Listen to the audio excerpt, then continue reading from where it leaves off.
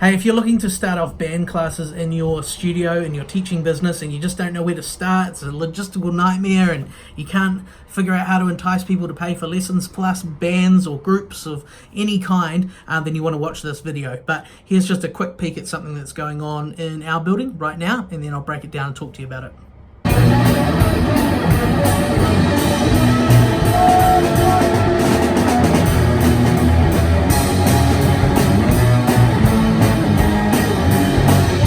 Hey, so a few weeks ago I did a vlog about how you can think about starting band classes. So getting your students moving from, playing one-on-one and lessons, just being bedroom musicians into playing in bands and groups. And the challenge with being a music teacher or a music studio owner is the scheduling, right? And trying to get that working and getting people keen and often making people want to learn and pay for a one-on-one lesson plus a band lesson. Now, we just had, a couple of weeks ago, we did 11 concerts in a week worth of bands. So everyone was playing in bands, and we had enough to do 11 shows for sort of an hour and, well, one to 2 hours long. So a lot of bands happening at our school, and there's a number of different tactics you can use to start them, and you want to go back and watch the first video that I did. But this tactic here is a different one. So right now it's a holiday break for us for a couple weeks. And so one of the things our private tuition team have done is all the people that aren't in bands, they've run a workshop for a day. And so they have invited these kids to come and learn in a band and experience what it's like. And they've paired them all up, the right levels. And then they're performing to each other. And so these guys are doing this for 3 or 4 days. And so I think they're doing half-day workshops. And so they've probably only put like maybe 15 kids in each workshop. So 30 kids a day times, I think they're doing it 3 or 4 days. And what they do is we're able to charge for it, but this is something that you could do on a smaller scale. Maybe it's just a one evening or a Saturday afternoon or a Friday evening. You could invite your students, put on free pizza. They have to book and everything, but it's a way to draw them in, let them experience what band classes are like, and then there at the end, after they've done the class, and free pizza is the key. we do a lot of stuff with free pizza because kids love it, and it provides that whole sort of social element of people interacting and eating and hanging out, and you're building community, which is the big thing for people wanting to stick around and feel part of something. And so what you do is at the end, when everyone's mingling and having pizza, that's when you pull out your clipboard, and you actually just go around and you say, hey, how'd you enjoy the workshop? Do you think you'd like to join a band and make it a real thing? And then and there you have the actual, decision makers with the parents there and kicking around at the end, and you actually just talk to them then. And so you gotta, if you're on your own, well, you talk to everyone on your own. If you've got a small team, and make sure that the whole team is on board. They know what to do, they know who to talk to, they've got their clipboards, they know how it works, and that is something that will help capture people during the excitement. If you don't sign them up then, it's so much harder to sign them up later when the excitement dies down. It's been a few days, a weekend, then you get in touch.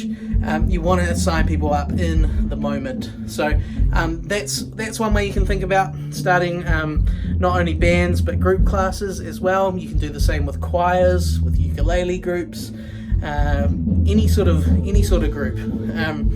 We've even had groups where it's like piano students and they are playing, keyboard, marimba, vibraphone, glockenspiels, and that's their sort of band.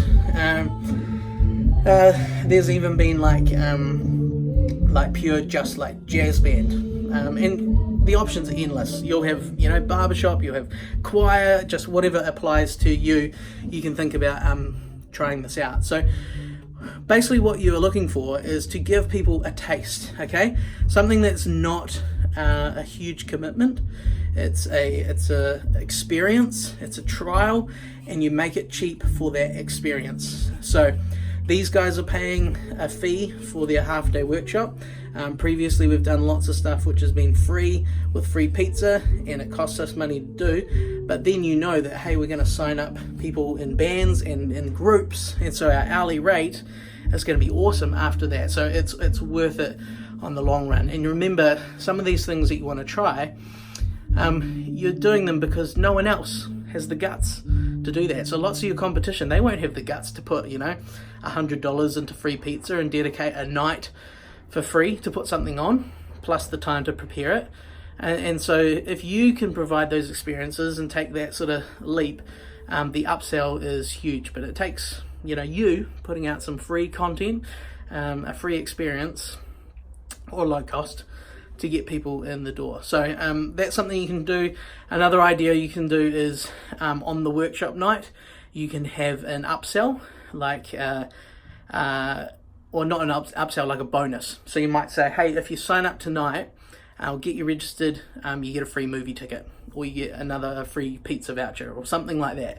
So you can think about what you might do. I'd stay away from discounts on fees, because they're not as impressive. It's more fun to give away something just tangible and cool that the kids will like. Because if the kids hear, whoa, I get a free movie ticket as well, which is, probably cost you $10, $8, they're going to be asking, Mum, Dad, can I please sign up? This was awesome. You caught them in the moment. So, hey, there's another little idea for you around groups. Obviously, we've got a massive school, couple thousand students, and one of the secrets to running a big school is you do need a lot of money to run it, and you want to make sure that you don't just have one-on-one lessons because you're so limited by the funds that you receive. You want to make sure that you have some element of groups available as well. And the earlier that you can start that, whether it's just bands or whether it's group intro lessons or just group, instrument lessons on whatever instrument, the sooner you can start that, the more income you have coming in, and then the more of a buffer and you have available to invest in some of those cool ideas that you want to try as well. So hope this helps. Check it out. It'll be cool to know in the comments below. Are you running band classes? How many have you got? Have you started them yet? Have you tried something like this? Let me know. Are you planning to do it? Bands are so much fun, and of course that is for a lot of people the number one reason that they decided to learn an instrument, because they saw someone playing in a band, thought they were super cool, and they wanted to be like them. There we go.